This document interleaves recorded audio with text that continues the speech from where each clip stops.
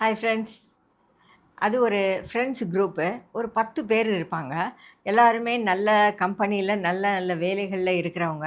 அவங்கலாம் கொஞ்சம் பேர் வந்து ஒண்ணாவே படிச்சவங்களும் கூட. சிலர் வந்து அதுக்கப்புறம் வேலையில ஒண்ணா இருந்தவங்க. ஆகையினால அது வந்து ஒரு ஒரு குரூப்பா இருந்தது. அவங்க எல்லாரும் சேர்ந்து எங்கேயாவது டூர் போவாங்க, இல்ல சிட்டிக்குள்ளேயே எங்கேயாவது போவாங்க.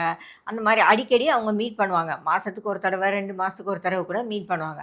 அதுல ஒருத்தர் என்ன பண்ணுவாரு அப்டின்னா, எப்பவுமே அந்த மீட்டிங்க்கெல்லாம் லேட்டா வருவாரு. எல்லாருக்கும் 5 மணின்னு சொன்னா, இவரு 6 மணிக்கு, இல்ல 7 மணிக்கு கூட வந்து சேருவாரு.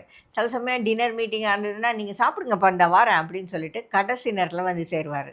அ ஒரு தடவ என்ன பண்ணாங்க, யாரோ அந்த குரூப்ல இருந்த ஒருத்தருக்கு பர்த்டே அப்படின்னு சொல்லிட்டு, அவரையும் இன்வைட் பண்ணாங்க. அவரு வந்து நான் வரேன்னு சொல்லியிருந்தாரு.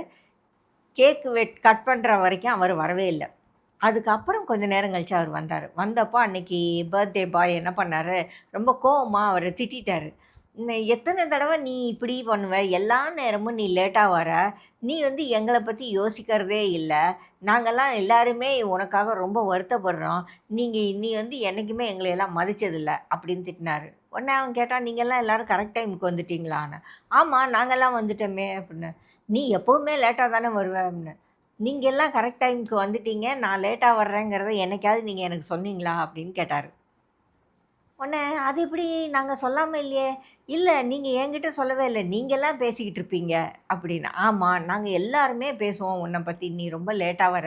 நீ வந்து எங்களையெல்லாம் மதிக்கிறதில்ல. அதனால தான் லேட்டா வரேன்னு நாங்க பேசுவோம்" அப்படின்னு. நீங்க என்ன பத்தி நெனைக்கிறீங்களோ, அத என்கிட்ட சொன்னா தானே எனக்கு தெரியும்.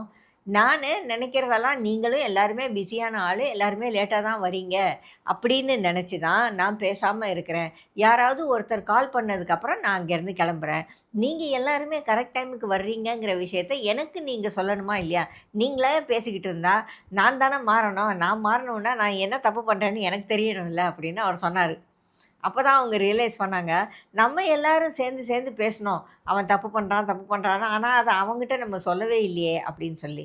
பல நேரங்கள்ல நம்ம ஒருத்தருடைய ஒருத்தர் செய்ற தப்ப அவர்கிட்ட நேரடியா சொல்றதில்ல. நம்மளா பேசுறோம். அல்லது இன்னும் 2 பேர் கூட சேர்ந்து பேசுறோம். ஆனா, சம்மந்தப்பட்ட ஆளுக்கு தெரியிற மாதிரி நம்ம சொல்லுறதே இல்ல. சில சமயங்கள்ல நம்மளுடைய ஃப்ரெண்ட்ஷிப் போயிடும் அப்படின்னு நம்மலாம் நெனைக்கிறோம். ஆனா, உண்மையில ஒருத்தர் தப்பு செய்றாரு அப்படின்னா, அது அவருக்கு தெரியும்போது மட்டும் தான் அவர் அத திருத்திக்கணும்னு நினைப்பாரு.